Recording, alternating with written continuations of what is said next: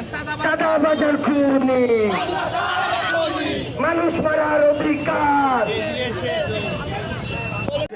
চাঁদা লাগলে চাঁদা নেই, চাঁদা লাগলে প্রশাসন কি করে? যুবদল মানুষ মানে চাঁদাবাজার খুনি, বাংলা ছাড়া খুনি, চাঁদাবাজার খুনি, মানুষ মারার অধিকার।